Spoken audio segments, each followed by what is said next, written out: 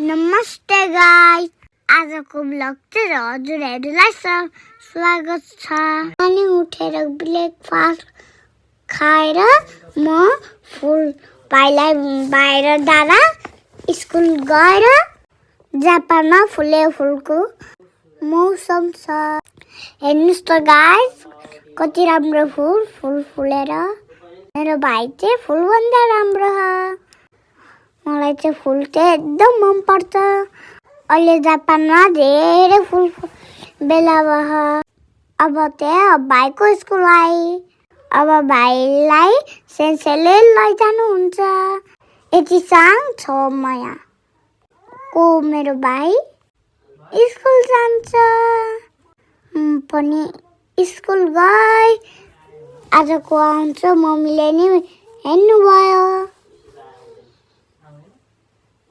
मलाई स्कुल जान एकदम रमाइलो हुन्छ।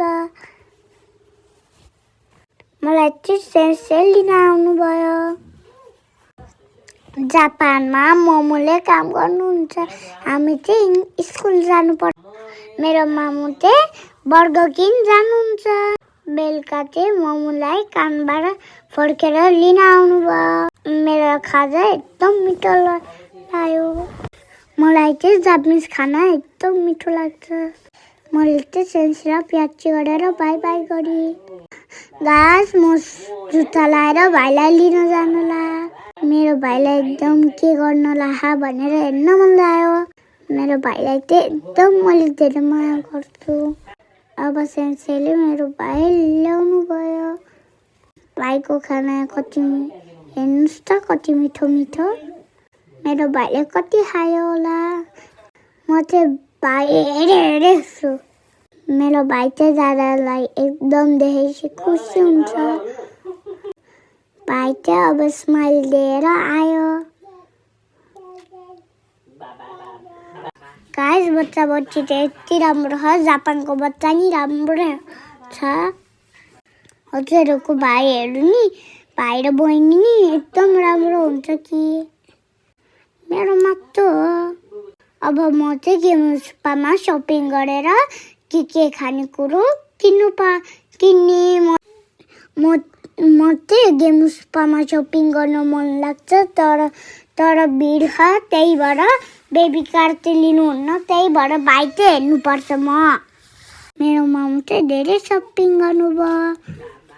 गाइस, गेमस्पामा नि हजुर मिठो खाना हामीले नि खानेकुरो छ। सबैजना नि जानुहोस्। अरू पसलले नि हुन्छ, अरू पसलले हामी जान्छु। तर गेमस्पामा धेरै मिठो खाना पाइन्छ। त्यो आइसक्रिम चाहिँ धेरै मिठो लाग्छ।